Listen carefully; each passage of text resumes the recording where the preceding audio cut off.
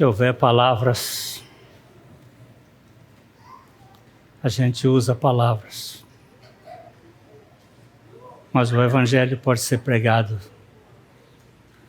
sem palavras. Essa encenação mostra muito claramente o que o pecado fez. Nós somos uma raça caída,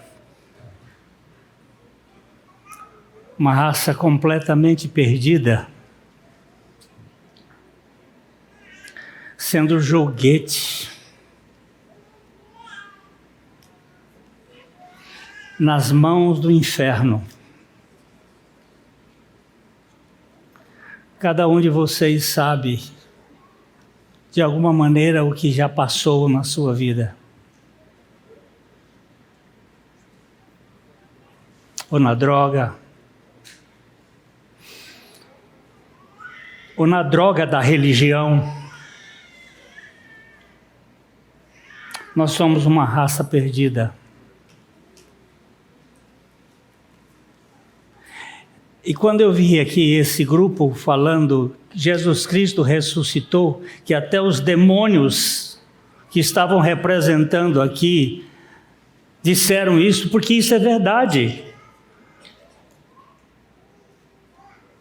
Vamos dar uma olhada em Filipenses capítulo 2, versículo 5.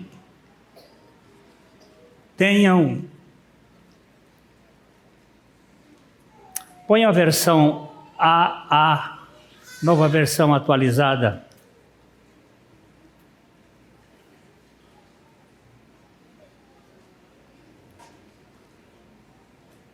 Se não tem AA, vai na assim.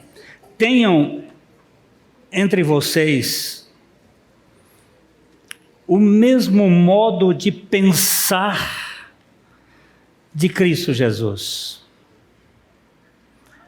Uma possibilidade é, tenham entre vocês, tenham com vocês o mesmo despreendimento que houve em Cristo Jesus. Que mesmo existindo na forma de Deus, não se considerou o ser igual a Deus algo que deveria ser retido a qualquer custo. Pelo contrário, e aqui tem uma palavra fortíssima, ele se esvaziou, assumindo a forma de servo e tornando-se semelhante aos seres humanos, e reconhecido em figura humana, a si mesmo se humilhou, tornando-se obediente até a morte, e morte de cruz. Até aqui ele foi. Naquela morte ele se identificou conosco. Ele se identificou com o pecado da humanidade. E ele tratou daquilo que é mais abundante em nós. Ele se humilhou, tornando-se obediente até a morte de cruz.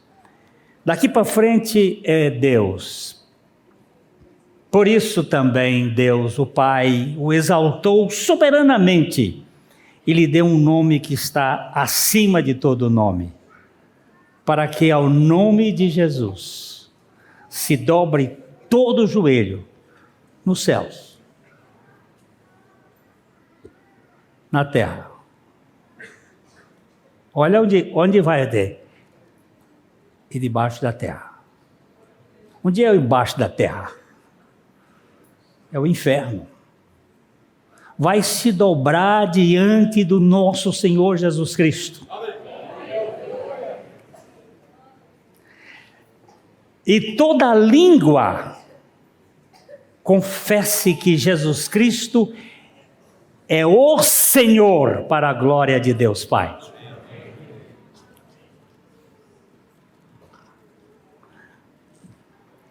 Tum.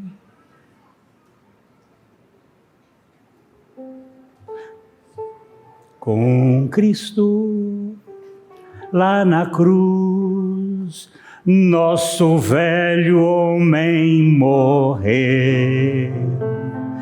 Com Cristo lá da tumba, novo homem renasceu.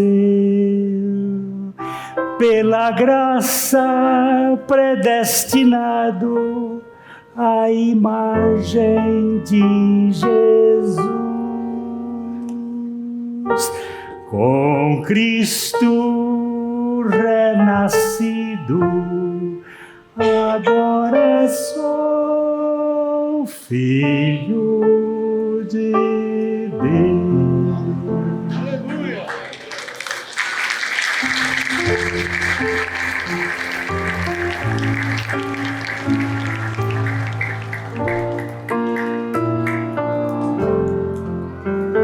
Com Cristo lá da tumba, novo homem renasceu.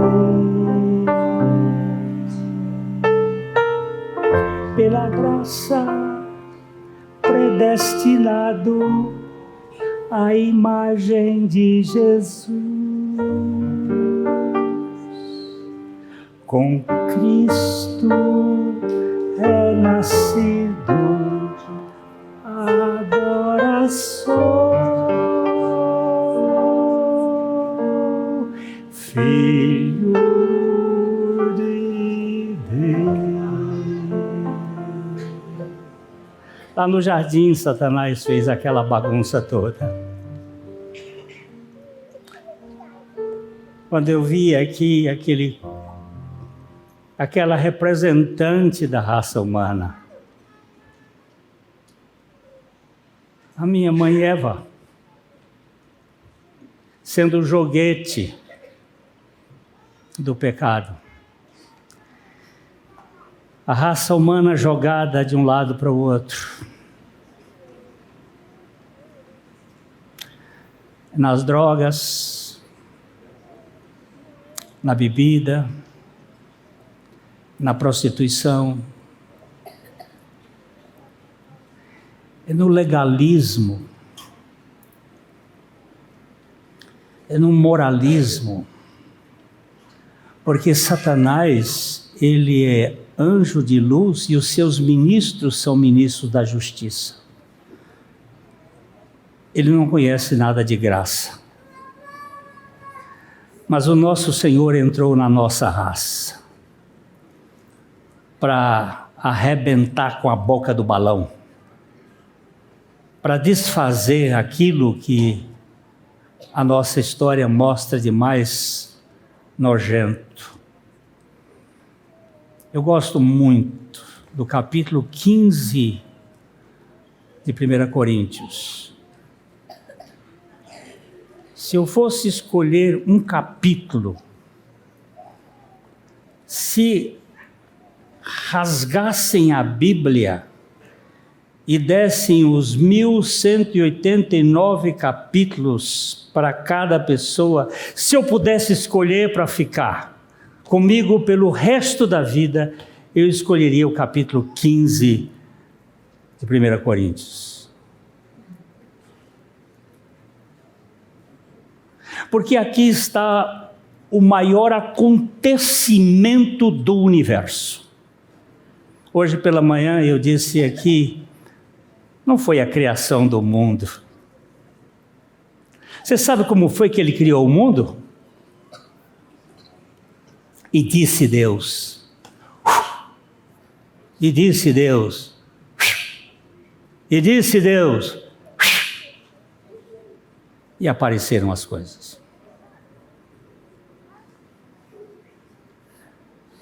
Foi muito fácil. Até para criar o homem, ele fez aquele boneco, vocês viram aqui? Ele criou aquele boneco e deu um sopro nas narinas e o homem tornou-se uma alma vivente. Foi muito fácil. mas para salvar o homem. A primeira dificuldade foi a encarnação. Deus encarnado é uma contradição na nossa mente. E ele nunca teve nenhum mérito, nunca foi reconhecido. O Criador deste universo, que você fica pensando que só na nossa galáxia existe 100 bilhões de estrelas,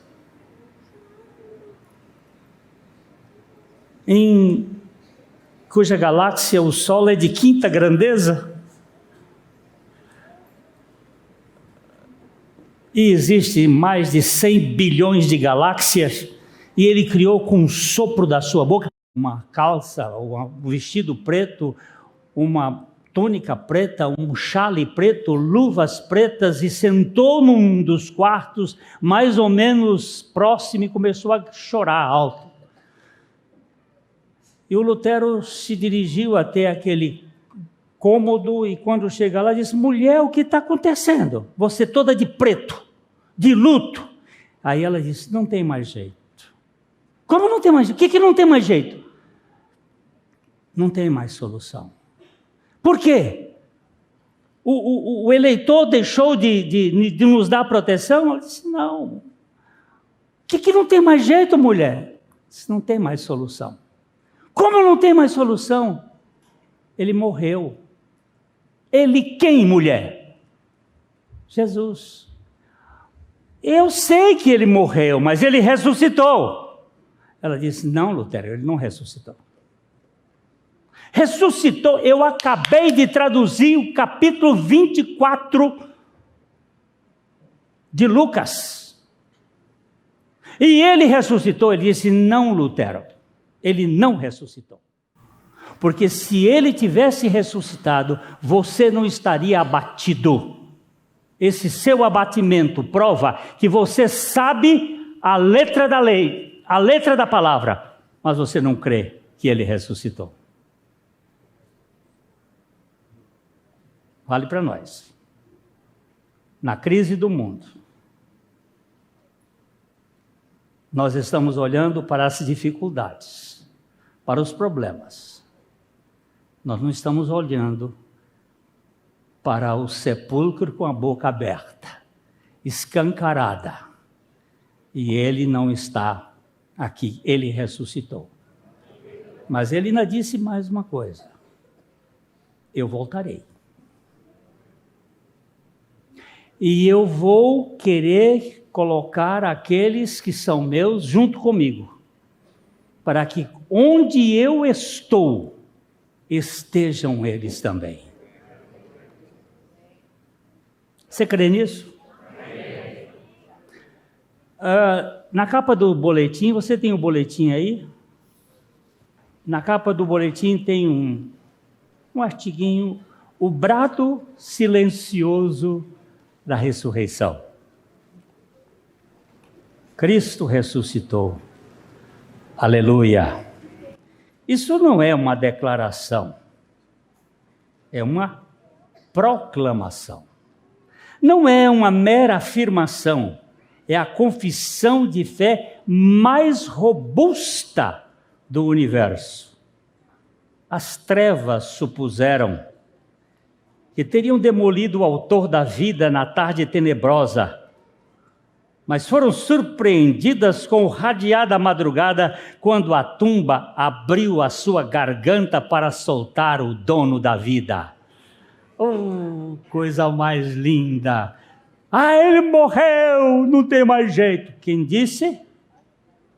Espera 3 dias depois para vocês verem o que vai acontecer.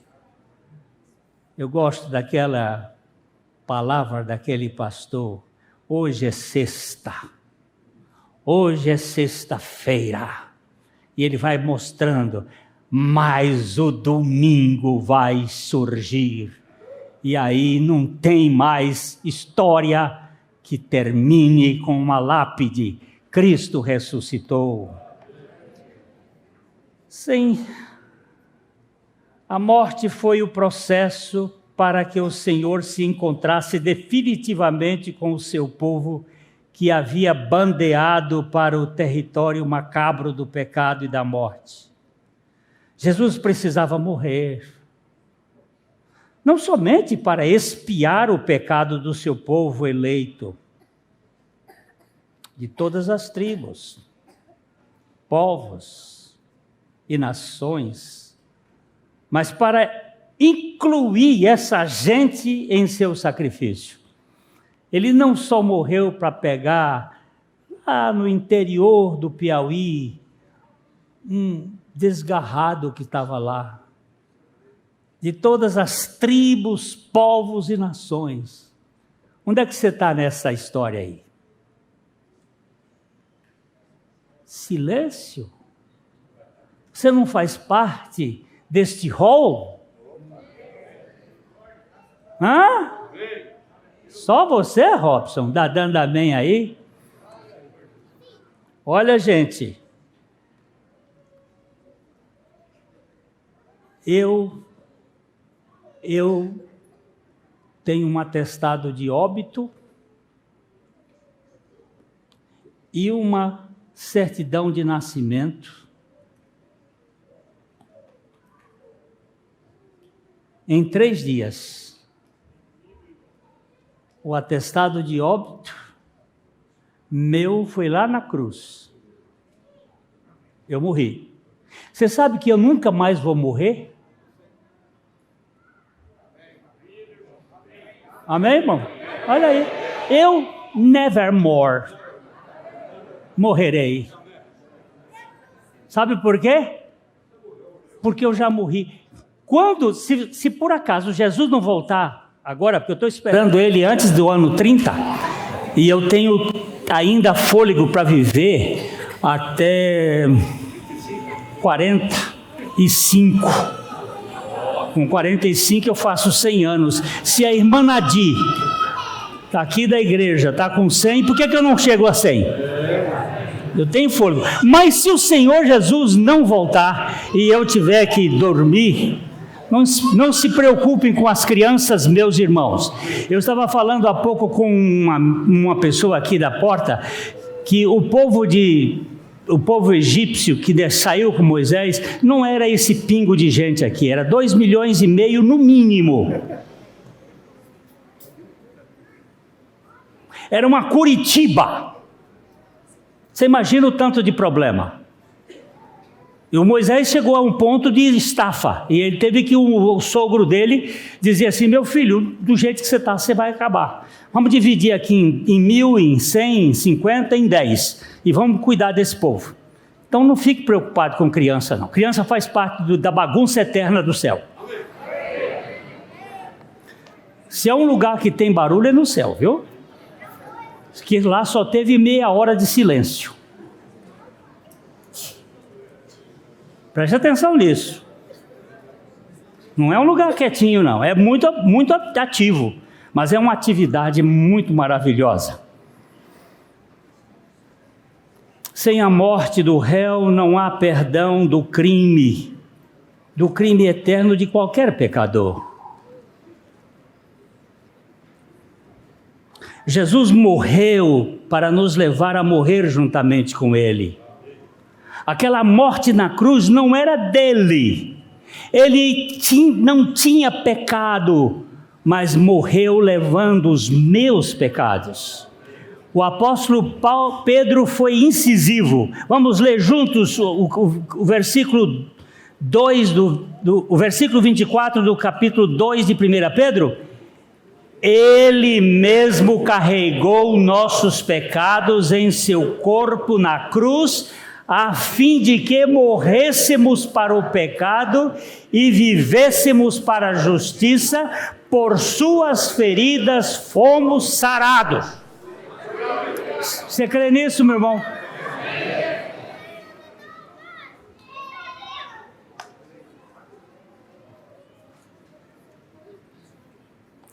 O pensador Jean-Jacques Rousseau grita: se a vida e a morte de Sócrates são de um filósofo, a vida e a morte de Jesus Cristo são as de um Deus.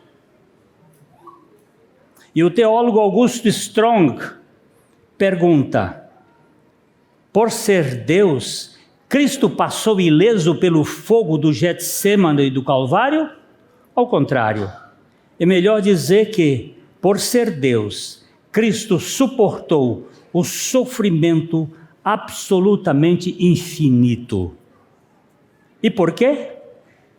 Porque ele tinha em vista a salvação do seu povo. Você faz parte desse povo?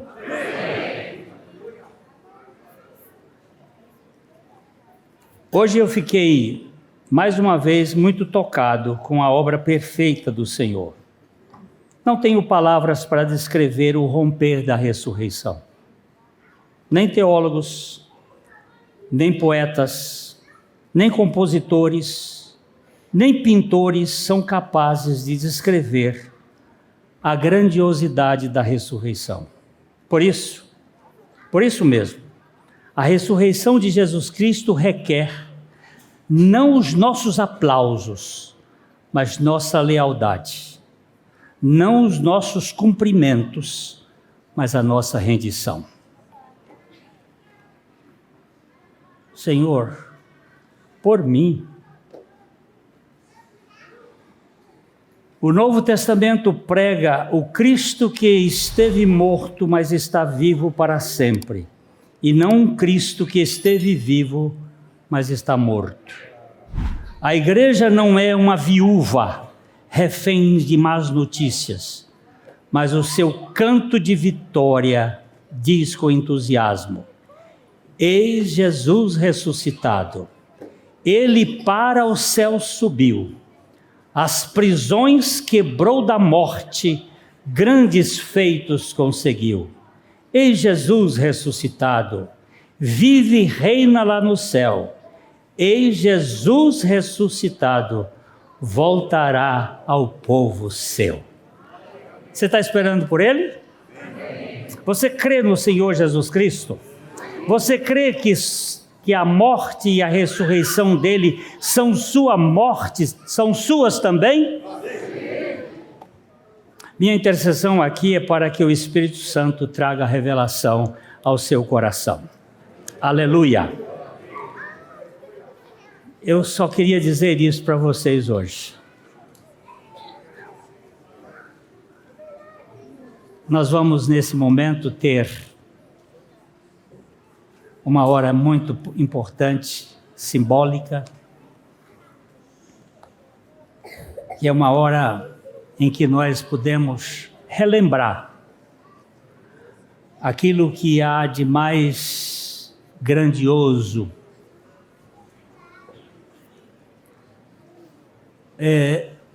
Eu suponho que você tenha algum tempo esta semana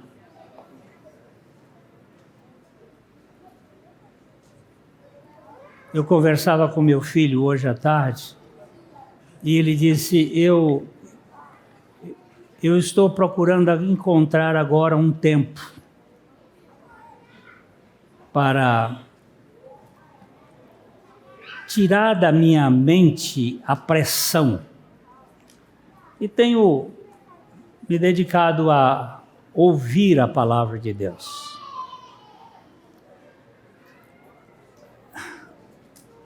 Você precisa, ou ouvindo no carro ou em casa, procure ouvir 7 vezes o capítulo 15 de 1 Coríntios. São 58 versículos. Procura entrar nessa história, nessa narrativa. Dê uma paradinha. Está lavando louça? Está lavando louça em casa? Ponha o telefone. Capítulo 15 de 1 Coríntios. Escute. Vai ouvindo.